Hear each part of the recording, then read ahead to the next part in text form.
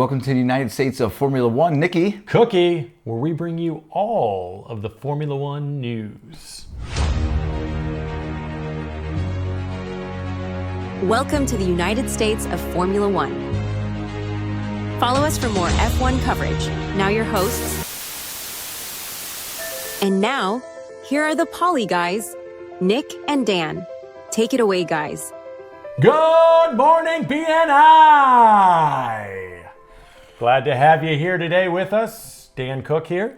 Nick Ginta. And we are the Poly guys. Poly guys. Poly guys. Tell them, let's get into how we met there. Okay, so we met on the ice. I've told a few of you guys this. About 6 or 7 years ago, we met on the ice. You've been playing hockey since you were... A baby. I'm a little later in life than that. Old man on the ice. But we played beer league hockey. We're going to get you guys there one time. 10:50 at night. Be there. Late night, Wednesday night game. Going to go straight to the church. Have a camp out. Right into BNI on Thursday morning. It's going to be wonderful for everyone. And then we took that hockey marriage and turned it into this beautiful company, the Poly guys. That's Nick's daily driver there. He's got the fully wrapped truck. You guys have seen mine there. I have a nice truck as well. Let's get into The Fams? a little background. Not just how we met, but what made us who we are today.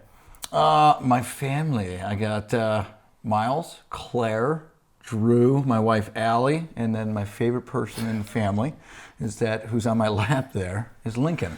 Lincoln is awesome. I don't think Allie's going to be Yeah, I love happy her to hear too.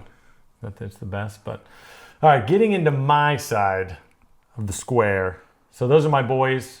Liam is my 14-year-old. Nolan's the 12-year-old. That's us at Hamilton in the middle. And then Liam's my theater boy, just like me, just like Jen Padera. Got those jazz hands. That was he was in Beetlejuice this summer. And then Nolan's my little athlete. He's the soccer goalie for Jackson. So that's what kind of rounds us out to who we are. That's our why. It's definitely our why we do what we do.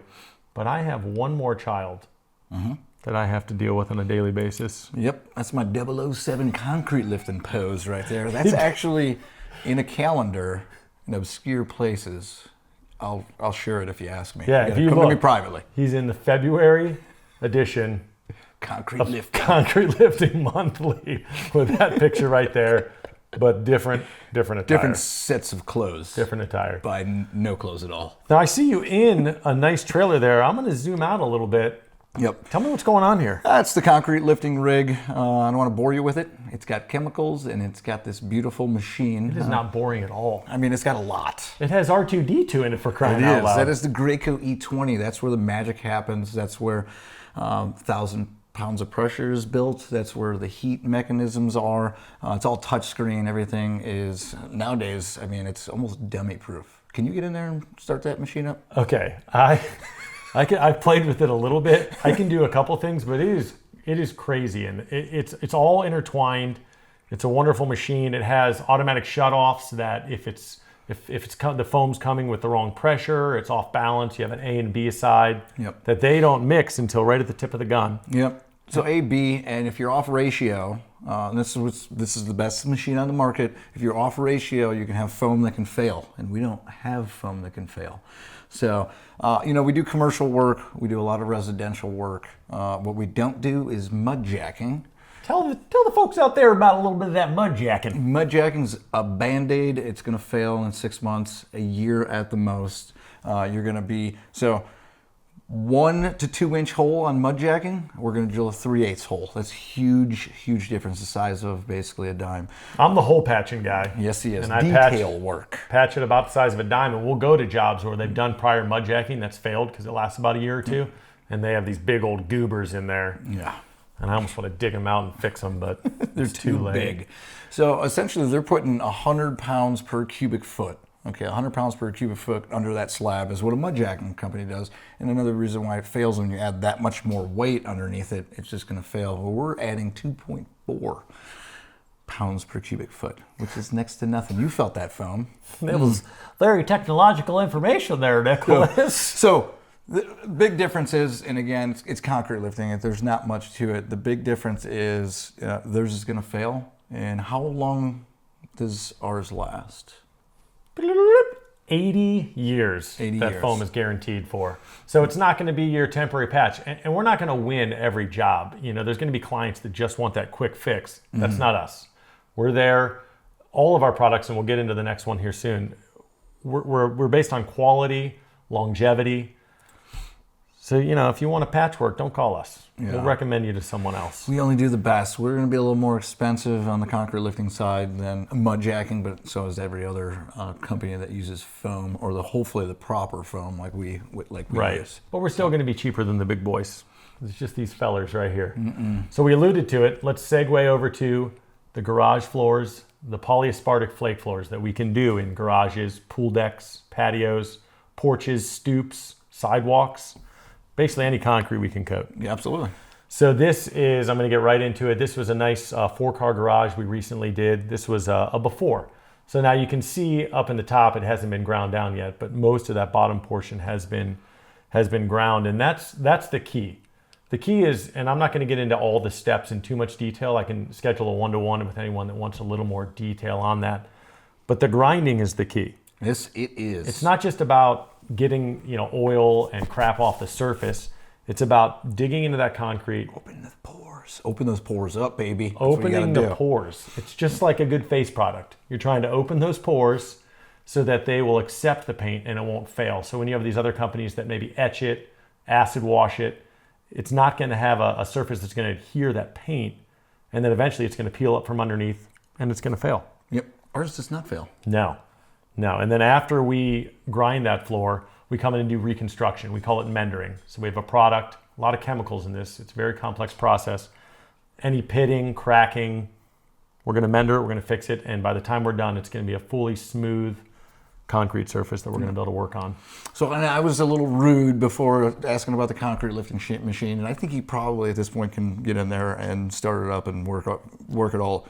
I am not allowed inside of this trailer because you have to have one chemist, as you should say, a scientist, and that guy's not me.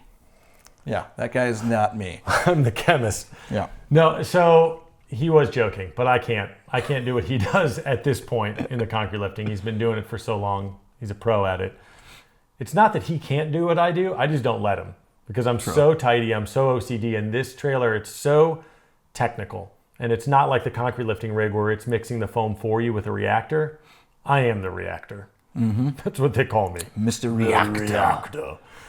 So, you know, whether it's the base coat, the top coat, the mendering, there's so many different combinations and chemical formulas that you have to be right on, and the ratios have to be right on, or it's going to fail. So there's a lot of detail that goes into that, and it fits my personality. You know, I'm a kind of a goofball, but when it comes down to it, I'm very OCD, very detail-oriented. There I am in the rig, mixing up a little base paint. And that's, you know, right after we're done grinding and fixing it, then we come right in and we paint it. And there's different paint colors for different chip colors. We have 24 different standard options with chip, but you can build your own. So we have catalogs. People can customize their own. Guess our color. It's called Polyguys, and it's blue and orange, just in case. We customize our own color. You guys should get this on your garage floors. And there's a lot of detail that goes into it. I keep saying that word, but it's not just rolling paint on. It's just like painting a wall where you have to trim around the walls, around stairs, the apron along the driveway. You can't be slopping paint there, around the drains. I tend to be the trim boy. Yeah, I'm roller man with my cleats on. Muscle man over there. Yeah. And then everybody's favorite part, the flake tossing. Love the flake tossing. I love the coverage that you get, and we're gonna get a lot of flake on the floor. You're not just gonna have sporadic pieces like you might see in a Home Depot home kit. No, that's not, no. Every square inch is gonna be covered with flake, and then we come back an hour and a half later and we scrape it. So it's gonna be uniform. We're gonna clean it. There's a lot of constant blowing, cleaning, scraping, vacuuming over and over. Probably more than we need to, but again, that OCD comes back in. It's gonna be done right. It's gonna be done right the first time. And then, we like to call this the banana. The banana stage. Because that top coat, when I mix it together, it literally smells like artificial bananas or Laffy Taffies. Yes. Like a banana Laffy Taffy, like I went trick-or-treating with my kid, and the last thing in the bucket, because nobody wants it, is that Laffy Taffy banana. And it's the weirdest thing, but Works out for me because by the end of the day, when you're dead tired, as soon as you start smelling that candy, it brings me back to when I was a kid, and it gives me it's like an energy shot. So I don't know if it's good to be whiffing it, but So that top coat is called polyaspartic top coat. We do not do epoxy. Just like we do not do mud jacking in lifting, we do not do epoxy at all in the flooring. so it's polyaspartic. Yes. Okay. So real quick, the reason we're the poly guys, it's a polyurethane foam for the lifting. It's a polyurea base coat for that paint you just saw. A polyaspartic top coat, that's the banana goodness. Uh-oh. Sorry, Ryan. I know that's our timer. Just give me another minute. You interrupted my poly. And lastly, the polymers, the flake themselves are a polymer. polymers, yep. Everything is a polymer-based product. And then, after it's all done, that same 4-car garage, that's what she looks like. Uniform, cracks gone, salt pitting gone. Basically a brand new garage. I mean, Better than a brand new. Got Yeah, beautiful you're right. shades. Whatever Yeah. color combination you want. You want a high estate? We'll give you a high estate. You want the browns? You're an idiot. Sorry. Let's get into a few more before and afters here. Nice 3-car garage here. That one had a lot of oil staining, and you can see in the end, that's not going to come back through. No, because we ground it all off. You grind it down, and then that polyurea base paint that we have is going to lock everything below it. So it soaks suction. right in. And I alluded to it earlier, we can do any outdoor project. Pool decks. Here we did a front porch. 100% UV stable. Yeah, so we do, as far as warranties go, we do a 15-year warranty, so you can tell your clients, against any peeling, delamination of that floor. And then a lifetime that it will never change colors, yellow, any UV damage. Epoxy yellows, polyaspartic jellos. I was trying to think of something that rhymed, but nothing did. Jello. Jello. And then I always love, he gets annoyed with me, but I love steps. They're a pain in the butt to do, hate but I steps. love how terrible they look before and then how nice and uniform you can make it look after. And then another job that we did recently, nice house in Wadsworth. We just wanted to show off our truck and trailer, let's be honest, in front of this super nice house. Actually, we didn't even do a job there. We just broke in to that gated community, parked in front real quick, Yeah. snapped a picture. I spent the night. He stayed there. He's squatting. He's actually, that's where we're at right now. We're in their basement. This is our podcast studio. Everybody got bracelets? Yes. So Everybody got bracelets. Go on that. I don't have my bracelet on. Go on your bracelet. Go to our YouTube channel. Subscribe to our USF1.